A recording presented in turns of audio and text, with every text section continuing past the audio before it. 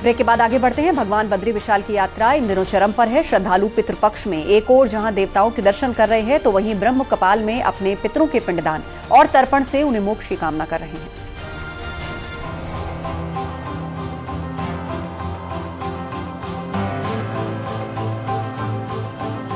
बद्रीनाथ धाम में 6 महीने तक दर्शन के साथ पिंडदान और तर्पण भी किया जाता है। मान्यता है कि इस स्थान पर जिसका भी पिंडदान और तर्पण किया जाता है, फिर किसी दूसरी जगह पर पिंडदान और तर्पण करने की आवश्यकता नहीं पड़ती। ब्रह्मा कपाल में पिंडदान को अंतिम माना जाता है। उसके बाद फिर कोई श्राद्ध कर्म करने की आवश्यकता नहीं होती है। पितृपक्ष चल रहा है और पितृपक्ष में लोग चाहते हैं इस पक्ष में देव दर्शन के साथ साथ और पितरों का तारण हो जाए, पितरों का तर्पण हो जाए। बड़ी संख्या में लोग आ रहे हैं और पितृ तर्पण कर रहे हैं। बद्रीनाथ धाम में आने वाले तीर्थयात्री दर्शन के साथ ही अपने पितरों का भी तर्पण कर रहे हैं।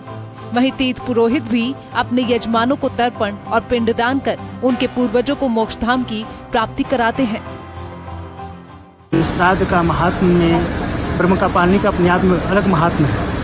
इसलिए यहाँ पे जो भी लोग हैं पितृ की तृप्ति के लिए, क्योंकि इसके बाद फिर जल देने की कोई आवश्यकता नहीं पड़ती है। पिंडदान हो गया, इसके बाद जो है कहीं भी पिंडदान नहीं होता है, केवल जो है तर्पण दिया जाता है और इसकी बहुत महत्ता है। पितृपक्षों में पिंडदान तर्पण करने से सारे पितृ जो है तृप्त हो जाते हैं। बद्रीनाथ धाम के बारे में मान्यता है कि भगवान शिव ने क्रोधित होकर ब्रह्मा का 5वां सर काट डाला।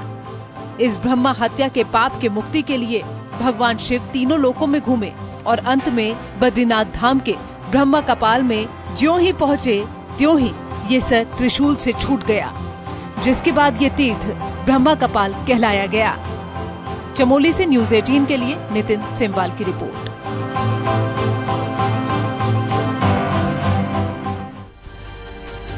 और वक्त हो गया है एक और छोटे से ब्रेक का। खबरें लगातार जारी रहें। आप बने रहे हमारे साथ।